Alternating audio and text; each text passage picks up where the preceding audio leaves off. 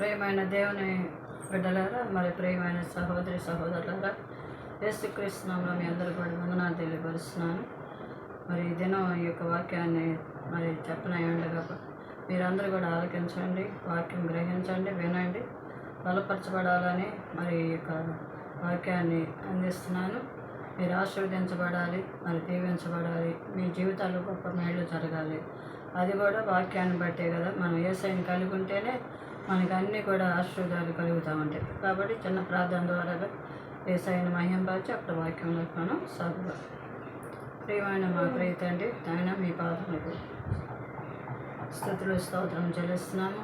ఇదిగో ప్రభా, ఈ సమయంలో మీ వాక్యం ధ్యానించినాయండగా మీ బిడ్డలతోనూ నాతో మీరు మాట్లాడబోతుండగా వాక్యాన్ని బట్టి మీ కృతజ్ఞత వందనాలు స్తోత్రాలు. ఎంతమంది బిడ్డలు అయితే ప్రభా ఈ యొక్క వాక్యాన్ని చూస్తున్నారో, వింటున్నారో, ఆలకిస్తున్నారో ప్రభా, అది మీకు మాత్రమే తెలుసు. కాబట్టి నాయన వాళ్ళ హృదయంలో ఎరిగిన దేవుడుగా మీరు ఉన్నారు. మీ యొక్క పరిశుద్ధాత్మ శక్తిని వాళ్ళ హృదయాల్లోకి తీసుకురండి. మీ ఆత్మ ద్వారాగా మరి వినుచున్న ఈ యొక్క మాటలు వాళ్ళ హృదయంలో ఫలించినట్లుగా మీరు నీరు కట్టి ప్రభాను తండ్రి ఆశీర్వదించమని ప్రార్థిస్తున్నాను. నేను మరి విత్తనం అనేది మరి భూమిలో వేసినప్పుడు తగిన వర్షం వచ్చినప్పుడే కదా విత్తనం మరి చక్కగా మరి ఫలిస్తుంది ప్రభా, దాని నుండి మొక్క వస్తుంది. కాబట్టి మరి బిడ్డలు వింటున్నారు కానీ అది గ్రహించుకునేటట్లుగా వాళ్ళలో మీ పరిశుద్ధాత్మ యొక్క వర్షాన్ని కుమ్మరింపచేయమని ప్రార్థిస్తున్నాను. వాక్యం మీది, వినుచున్న బిడ్డలు మీ బిడ్డలు కనుక ఆ వాక్యం ద్వారా బిడ్డలు మీరు ఆశీర్వదించమని, వాక్యంలోని యొక్క సారాంశాన్ని పరిశుద్ధాత్మ ద్వారా వారి హృదయాలు మీరు మాట్లాడమని, వారి జీవితాలు గొప్ప మేలు జరిగింపచేసి ఎంతమంది బిడ్డలు అయితే మరి ఈ యొక్క శ్రమ దినాల్లో ఉపవాసం ఉండి ప్రార్థనలు గడుపుతున్నారు, అట్టి బిడ్డల యొక్క ప్రార్థనలు వ్యర్థమైపోకుండా ఆ ప్రార్థన యొక్క అంశాలు వాళ్ళు పెట్టుతున్న విజ్ఞాపనలు మీ సన్నిధిలో కుమ్మరిస్తున్న యొక్క మొరలు ఆలకిస్తున్నారు. కాబట్టి ఎవరెవరి జీవితాలు ఏమేమి కావాలని మీ సన్నిధులు ప్రార్థన పూర్వకంగా ఉన్నారు, అట్టి బిడ్డలు మీరు దర్శించి వాళ్ళ ప్రార్థనకు తగిన ఫలాన్ని మీరు దయచేసి మీ నామాన్ని బట్టి వాళ్ళ గొప్ప సాక్షి బిడ్డలుగా వాళ్ళు నిలవబెట్టి మహిమ పొందుకోమని ఇప్పుడు ఈ కొద్ది వాక్యం ద్వారా నాతో మాతో మాట్లాడి మీరు మాత్రమే మహిమ పొందుకోమని యేసు నామంలోకి ప్రార్థిస్తున్నాం తండ్రి. ప్రియమైన వాళ్ళ మరి లోకాసు వార్త మరి 7వ అధ్యాయం 23వ వచనంలో ఏముందంటే అసలు ఇక అంశం ఏంటంటే అభ్యంతరం అపవాది యొక్క తంత్రం. అభ్యంతరాలు అపవాది యొక్క తంత్రమే దీని యొక్క అంశం ప్రారంభం. కాబట్టి మరి లోకాసు వార్త 7వ అధ్యాయం 23వ వచనంలో దేవుడు సెలవిస్తున్నాడు ఏమనంటే, నా విషయమై అభ్యంతరపడని వాడు ధన్యుడని వారికి ఉత్తరం ఇచ్చాను అని. మరి ఒకసారి లోకాసు వార్త 7వ అధ్యాయం 23వ వచనంలో మనం చూస్తున్నట్లయితే, నా విషయమై అభ్యంతరపడని వాడు ధన్యుడని వారికి ఉత్తరం ఇచ్చాను. మరి ఎవరు మనకి జన్మనిచ్చారు అంటే, జన్మనిచ్చిన వాడు సృష్టికర్త అయి ఉన్నాడు, రక్షించేవాడు కూడా, మన శైలము కోట మరి ఎత్తుకొని కాపాడేవాడు, మన పాపముల నిమిత్తం తన ప్రాణాన్ని ధారావత్తంగా చేసినవాడు, సిలువను మన కొరకు మోసిన వ్యక్తి, ఎన్నో గుణగణాలు మరి విశేషణాలు మరి ధారాదత్తం చేసిన వాడు సిలువను మోసాడు. అంత మంచి వర్ణలు దేవునికి మాత్రమే కలిగినాయి. మరి యేసయ్యను కూర్చున్న విషయంలో మరి మనలో అభ్యంతరం ఉందా, నిరభ్యంతరం ఉందా అనేక 2 క్వశ్చన్లు మనకు. అభ్యంతరం ఉందా, నిరభ్యంతరం ఉందా అనేది మనం చూడాలి. అయితే నిర్మోహటంగా చెప్పాలంటే మొదటిదే ఎక్కువ. ఏంటది? అభ్యంతరాలు. అభ్యంతరాలు ప్రతి కుటుంబంలో ప్రతి ఒక్క వ్యక్తిలో ఉంటాయి. అన్నిటికీ ఆటంకాలు చెప్తూ ఉంటారు. అది వెంటనే చెప్పగానే చేసే వ్యక్తి దేవునికి లోబడిన వ్యక్తి. మరి అందుకనే మరి ఒక వ్యక్తికి 2 కుమారులు ఉన్నారు కదా. మరి ఏంటి 2 కుమారులు మరి ఒక చిన్న కుమారుడు ఏం చేస్తాడు, తన తండ్రి దగ్గర ఉండటం ఇష్టం లేక తన యొక్క ఆస్తిని, అంటే తండ్రి సంపాదించిన ఆస్తిని మొత్తం కూడా సొమ్ము చేసుకొని దూర ప్రాంతానికి వెళ్ళిపోయి విచ్చలవిడిగా తిరిగి దుర్వ్యాపారం చేసి చెడ్డ స్నేహితులను కలిగి తన డబ్బంతా కూడా పోగొట్టుకొని చివరికి ఇంటికి వచ్చే పరిస్థితి కూడా లేకుండా చేసుకున్నాడు. కాబట్టి అతను మరి ఏం చేశాడు, తండ్రిని బాగా విసిగిచ్చేస్తాడు. నేను ఇక్కడ ఉండను, నాకు ఇవ్వాల్సింది ఏదో నాకు ఇచ్చేస్తే నేను దూర ప్రాంతానికి వెళ్ళి దీనికి అంతగా రెట్టింపుగా నేను బాగా ధనవంతుడిని అయిపోతాను అనుకున్నాడు, కానీ తన ఆలోచన కూడా నెరవేరలేదు కాదు సరే కదా.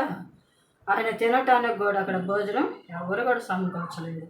చివరికి పందులు తినే పొట్టుతో నింపుకోవాలని ఆశపడ్డాడు, కానీ ఆ యజమాని ఇతనికి చిన్న పని అప్పగించిన యజమాని కూడా పందులకి ఆ యొక్క ఆహారం తక్కువైపోద్దని అది కూడా తినేయకుండా చేశారు. అంటే అంత ఏంటి దీనస్థితితో చేసింది చూసారా. మరి తల్లిదండ్రులకు లోబడకుండా ఇష్టానుసారమైన జీవితాలు కలిగి వాళ్ళని వదిలిపెట్టి వెళ్ళిపోయిన వాళ్ళ పరిస్థితి ఇదిగో ఈ యొక్క రెండో కుమారుడు విషయమే. మరి పెద్ద కుమారుడు ఏమనుకున్నాడు, యొక్క చిన్న తమ్ముడు వెళ్ళిపోయి తను బాగా ఇష్టం వచ్చినట్టుగా డబ్బులు తీసుకొని వెళ్ళిపోయాడు. ఇంక ఇతనికి పాలు పంపులు ఇంట్లో కానీ తండ్రితో కానీ నాతో కానీ లేవు, అన్నీ కూడా తెగదించుకొని వెళ్ళిపోయాడు. కాబట్టి ఇంకెప్పటికీ మరి నా తండ్రి నాతోనే ఉంటాడు, ఇదంతా కూడా నాదే అని నా తండ్రి చెప్పాడు. కాబట్టి నేను కష్టపడి దీన్ని వృద్ధి చేసుకుంటాను అనుకుంటున్నాను. కాబట్టి మరి తండ్రి చెప్పినట్లుగా పెద్ద కుమారుడు ఇంట్లోనే ఉన్నాడు. మరి తను వ్యవసాయం చేసుకుంటామన్నాడు. తన పని తను చేసుకుంటూ తండ్రిని సంతోషపరుస్తున్నాడు. వాక్యం మనం చూస్తాం. అయితే ఆడికి బుద్ధి వచ్చినప్పుడు ఏం చేశాడంటే ఎట్లా కొట్ట నేను వెళ్ళిపోయి నా తండ్రిని క్షమాపణ కోరుకొని నేను మాత్రం ఎట్లా కొట్ట ఇక్కడ భోజనానికి చచ్చిపోతున్నాను, నాకు బట్టలు కూడా లేవు, కాబట్టి నా తండ్రి దగ్గరికి వెళ్ళి క్షమాపణ కోరి మరి నేను అక్కడ పనుల్లో లాగా చేయబోతాను. కాబట్టి ఈ పెద్ద కుమారుడు ఏమనుకున్నాడంటే ఉన్నాయని నాకే కదా, అతనితో క్షమించుకోవచ్చు, క్షమాబుద్ధి ఉంటే ప్రతి ఒక్కటి క్షమించుకోవచ్చు.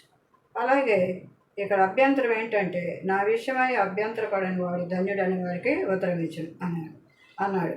మరి విశ్వసించడంలో అభ్యంతరాలు ఎక్కువ కాబట్టి ప్రతి వారు ఈ విషయంలో వారికి ప్రతిబింబాలు. అప్పుడు యేసు వారిని చూచి ఈ రాత్రి మీరందరూ నా విషయమై అభ్యంతరపడదురు అని మత్తయి సువార్త 26వ అధ్యాయం 31వ వచనంలో చెప్పాడు.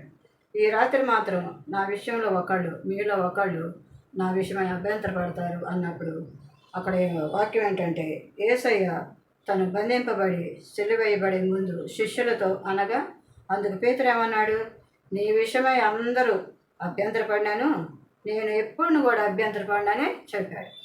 నేను మాత్రం అస్సలు అబద్ధం అనను బ్రవ్వ, నేను ఎందుకు అభ్యంతరపడతాను, ఒకవేళ వాళ్ళు చెప్తారేమో కానీ నేనైతే చెప్పను మీ విషయంలోనే అన్నాడు.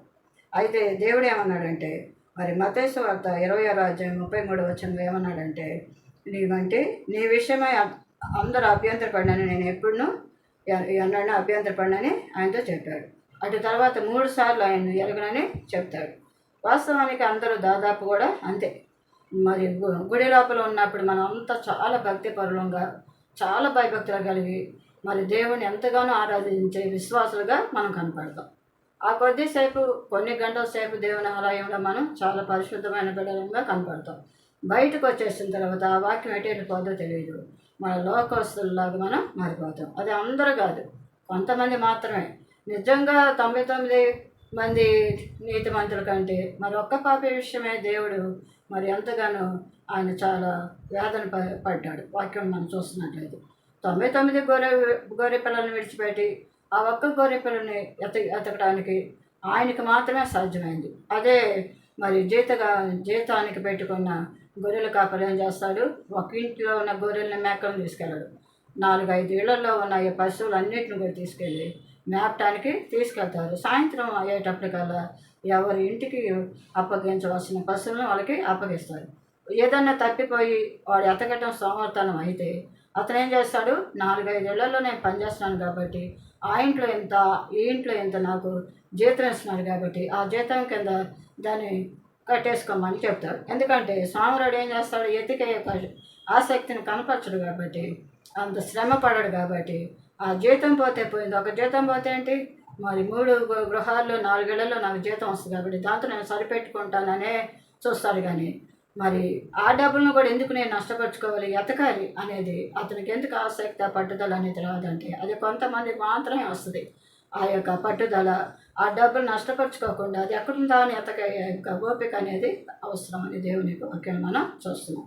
అందుకని మరి యేసు ప్రభు మరి చెప్పాడు ఏమనంటే ఈ రాత్రి కాలంలో మీలో ఒకళ్ళు మరి నా విషయమై అభ్యంతరపడతారన్నప్పుడు పేతురు ఏమన్నాడు, మీ విషయంలో ఎవరు అభ్యంతరపడినా నేను మాత్రం అభ్యంతరపడనయ్యా అన్నాడు.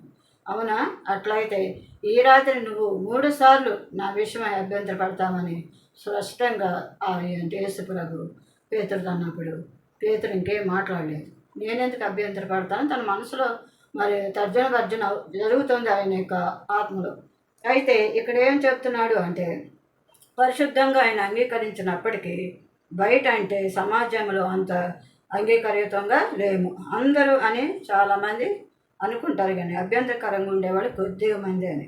అందుకని ఉదాహరణగా పేతురు విషయంలో మనం చూసినట్టయితే యేసయ్య ఉపదేశించడం మొదలు పెడుతున్నప్పుడు వెంటనే ఆయన అనుసరించిన వారు పేతురు.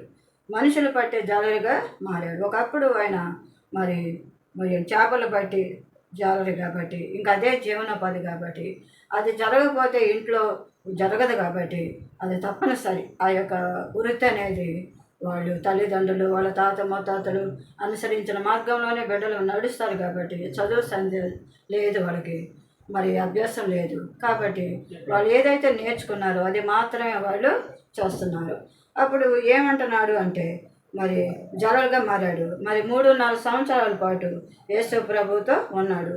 మరి సిలువైపడే తరుణంలో మరి ఆయన ఏం చేశాడు, అభ్యంతరపడ్డాడు. దానికి కారణం ఏంటంటే మరి దెబ్బలు యేసుప్రభు శిష్యుడిగా అనేది ఎవరికన్నా కనపడితే యేసుప్రభుని ఇప్పుడు ఏం చేయబోతున్నారు, అవే సెక్షన్ నాకు కూడా వస్తుంది కదా, ఒకవేళ దెబ్బలు పడితే నాకు దెబ్బలు పడతాయి, మరి నన్ను మరి అనేది భయం. ఒక యేసుప్రభుకి సిలువ వేస్తే నాకు కూడా సిలువ అని తను సొంతగా ఆలోచన ఊహించుకొని భయపడ్డాడు. భయం వేసేసింది, అవన్నీ యొక్క శిక్షణ నాకు వస్తాయేమో అని చెప్పేసి భయపడ్డాడు. మరి యేసుని హింసించినట్లుగానే తనను కూడా హింసిస్తారనే సంశయం ఆయన హృదయంలో కలిగింది. మరి అలాగే శారీరక శ్రమానుభవం కలగబోయేసరికి అభ్యంతరపడ్డాడు. కాబట్టి అది సరి అయిన పద్ధతి కాదు.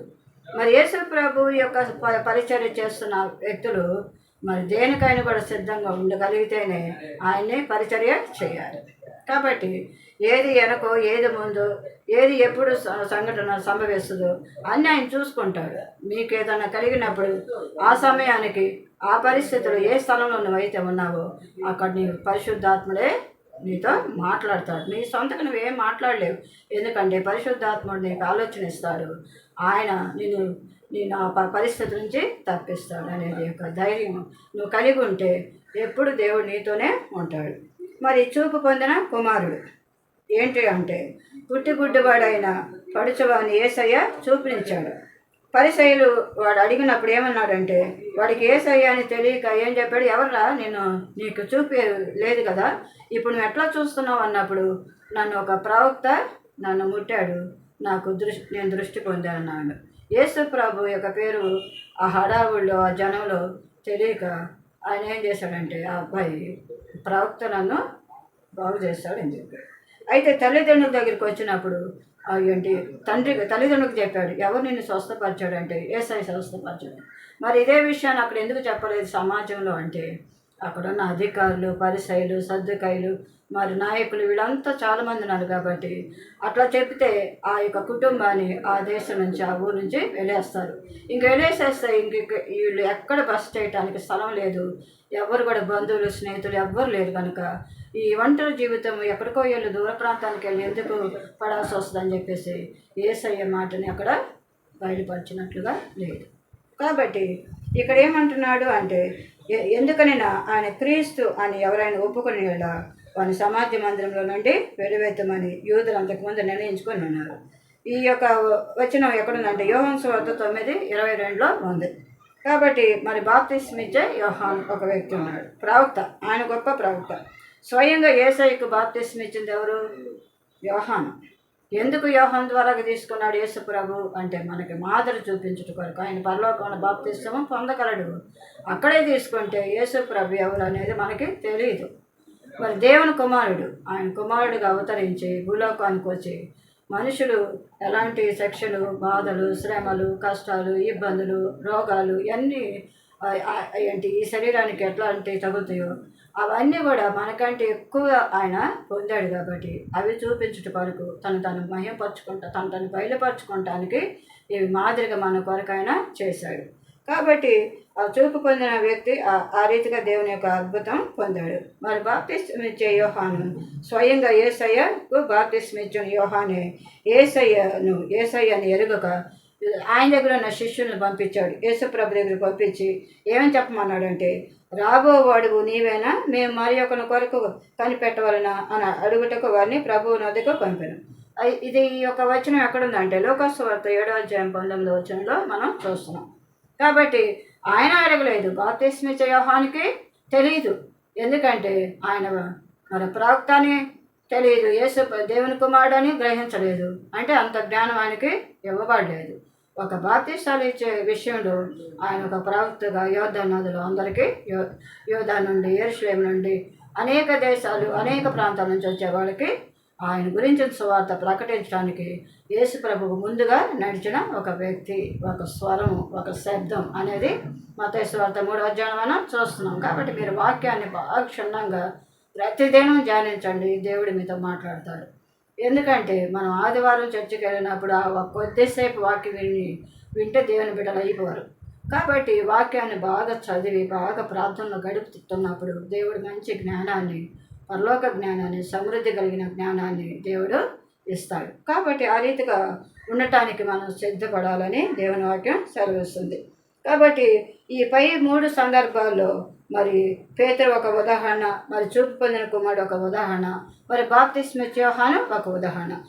అతను చెప్పగలడు ఏమని, నాకు చూపించింది యేసయ్య అని చెప్పొచ్చు. కానీ అక్కడ ఒక విషయం ఉంది, ఒక అభ్యంతరం ఉంది. ఏంటంటే మరి ఆ కుటుంబాన్ని వెళ్ళేస్తారు అని చెప్పేసి చెప్పలేదు.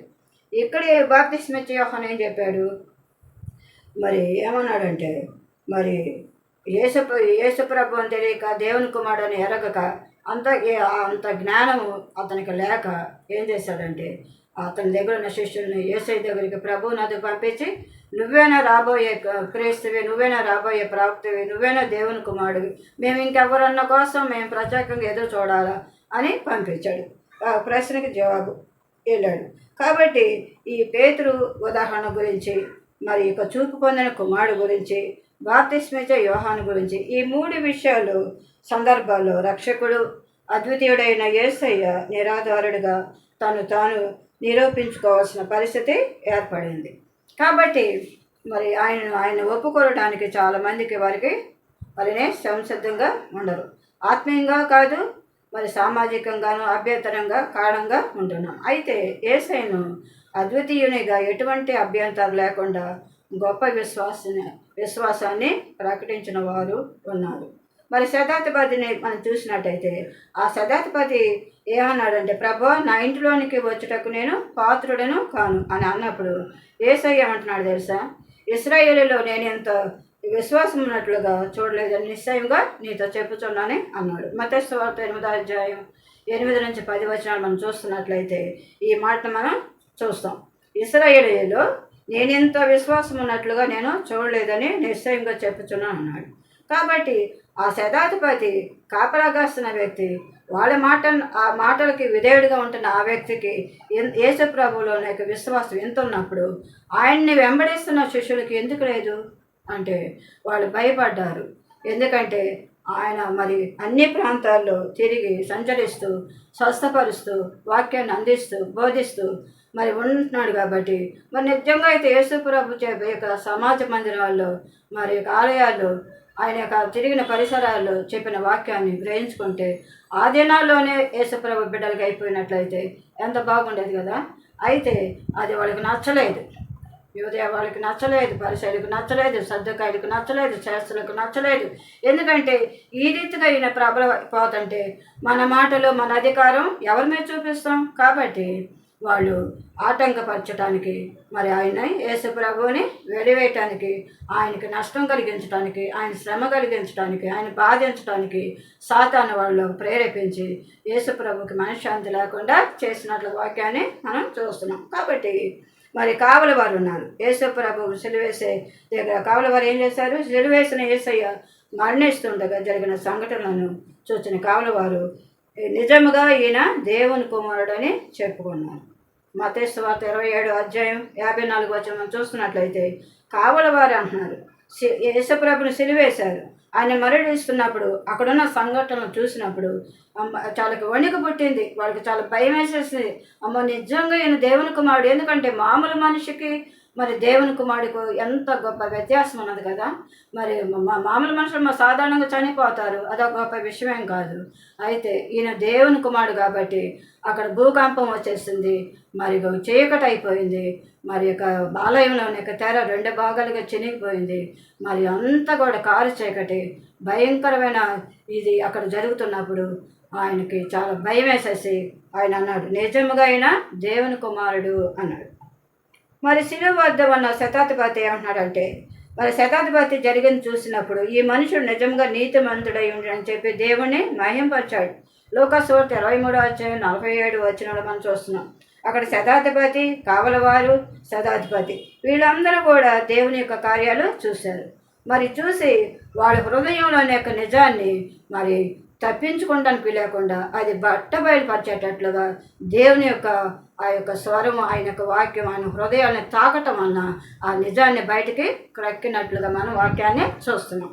కాబట్టి మరి దేవుని సహవాసమైన యేసయ్యతో తిరిగిన వారు అభ్యంతరపడటం చూశాం. యేసయ్యతో లేకపోయినా ఆయన నిన్ను గూర్చి తెలుసుకున్న వారు నిరభ్యంతరంగా యేసయ్యని మహిమవంతునిగా అంగీకరించడం చూస్తున్నాం.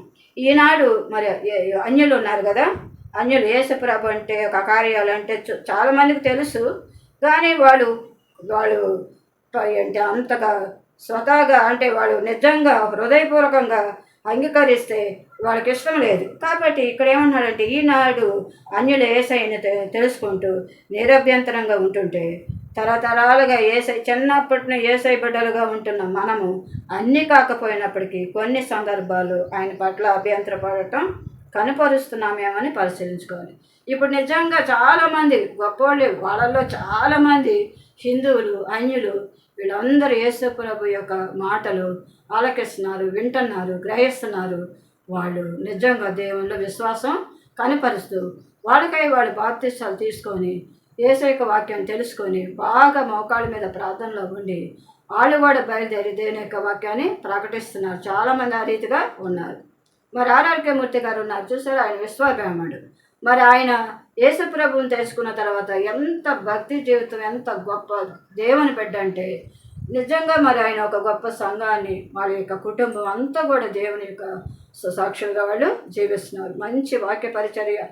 మరి చిన్నప్పుడు దినాల్లో రేడియోలో ఆర్ఆర్కే మూర్తి గారి యొక్క సందేశం వచ్చేది. ప్రతి ఒక్కడు రేడియో దగ్గర చక్క గ్రూపులుగా కూర్చొని ఆయన వాక్యం వినటానికి వచ్చేవాడు. మరి జాషువా గారు, మధు గారు అని ఇట్లా వాళ్ళ ట్రూపు, ఆ యొక్క గ్రూపు ఉన్న వాళ్ళంతా చక్కటి పాటలు, అప్పుడు ఈ టీవీలు అలాంటివి ఏమి లేవు కాబట్టి చెప్పేవాళ్ళు కూడా అంత చక్కటి క్షుణ్ణంగా వాక్యాన్ని బాగా ధ్యానించి చెప్పటం అనేది అందరికీ రాదు కాబట్టి కొంతమందినే దేవుడు ఏర్పాటు చేసుకుంటాడు. కాబట్టి ఆయన వాక్యాన్ని వినటానికి ప్రతి ఇంట్లో ప్రతి సాయంత్రం 7:15 కల్లా దేవుని యొక్క వాక్యం రేడియో ద్వారాగా విని ఎంతమంది ప్రభావితులైపోయి దేవుని సేవకులుగా మారి ఆయన పరిచర్య చేస్తున్నారు. కాబట్టి మనం కూడా మరి అవగాహన చేసుకొని మనం కూడా ఆలోచించినట్లయితే దేవుని వాక్యాన్ని మనం వింటున్నాం కానీ దాని ఫలాలు మనం చూడట్లేదు. అందుకని అంటున్నాడు యోహాను సువార్త 15వ అధ్యాయంలో చెప్తున్నాడు, మరి నాలో ఫలింపని ప్రతి తీగను తీసి పారవేయబడుద్ది, అది పోగేసి అది కాల్చబడదు అన్నాడు. కాబట్టి మనం ఫలించాలి. వాక్యంలో ఉన్నవాళ్ళు, ప్రార్థనలో ఉన్నవాళ్ళు, దేవుని తెలుసుకున్నవాళ్ళు, ఆయన పరిచర్యలో ఉన్నవాళ్ళు, ఆయన సాక్షులుగా ఉన్న బిడ్డలు మనం ఫలించే బిడ్డలుగా ఉండాలని యేసు ప్రభు మన నుండి కోరుకుంటున్నాడు.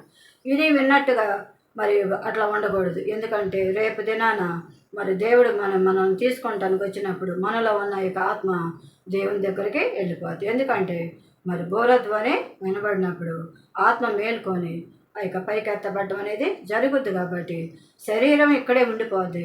దేవుని ఆత్మకు కావాల్సిన యొక్క ఆహారం ఏంటి అంటే ఆయన వాక్యము బాగా చదవాలి, బాగా ప్రార్థన చేయాలి. నువ్వు పెట్టిన అంశాలు, నువ్వు పెట్టిన ఏ పరిస్థితులు, ఏ సమస్యలు, దేని గురించి నువ్వు మొరపెడుతున్నావో వాటన్నిటికీ జవాబును చూడాలంటే ఆయన సన్నిధిలో కనిపెట్టుకొని ప్రార్థన విజ్ఞాపనంతో ఆయన జవాబు కొరకు నువ్వు ఎదురు చూడాలి. కాబట్టి ఎదురు చూడటంలో, కనిపెట్టడంలో ఉన్న ఆసక్తి ప్రార్థన జీవితంలో మీకు కావాలని మనస్ఫూర్తిగా కోరుకుంటున్నాను. కాబట్టి మీరు ఏంటి మనం ఇక చివరి దినాల్లో చాలా భయంకరమైన దినాల్లో మనం జీవిస్తున్నాం కాబట్టి ప్రతి ఒక్క బిడ్డ కూడా భయభక్తులు కలిగి ప్రార్థన జీవితం కలిగి వాక్యానుసారంగా ఆత్మీయంగా శారీరకంగా మనం బలపరుచుకునేటట్లుగా దేవుడు మన దినదినం కూడా అభివృద్ధి కలిగిస్తున్నాడు. ఎవరి మటుకు వాళ్ళు మరి నిమ్మకు నీరెత్తినట్లుగా విన్నట్లుగా ఉండకుండా దేవునికి నిజమైన బిడ్డలుగా ఉండటానికి, ఆయన ప్రేమించి ఆయన గౌరవించటానికి దేవుడు మనకి సహాయం చేస్తాడు. కాబట్టి మరి ఈ యొక్క మాటలు మీ హృదయాల్లో మరి చేరినేని నేను నమ్ముతున్నాను. అయితే ఈ వాక్యం అన్న మీరు బలపరచబడి మీ యొక్క కుటుంబాలు దేవుని యొక్క గొప్ప మేళ్ళు చూసి ఆయన తరించి ఆయన విశ్వాసం ఉంచి ఆయన సాక్షులుగా మీరు ఉండాలని మనస్ఫూర్తిగా కోరుకుంటూ చిన్న ప్రార్థన ద్వారా మీరు ఆశీర్వదించబడాలని కోరుకుంటున్నాను. ప్రేమ పరిశుద్ధమైన మా ప్రియ తండ్రి, మీకు వందనాలు.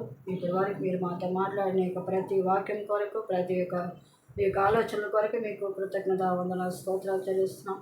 ఇప్పుడు ఈ వాక్యంలో ఉన్న యొక్క శక్తిని, ఆహారాన్ని, బలాన్ని మీరు మాకు దయచేసినందుకు వందనాలు.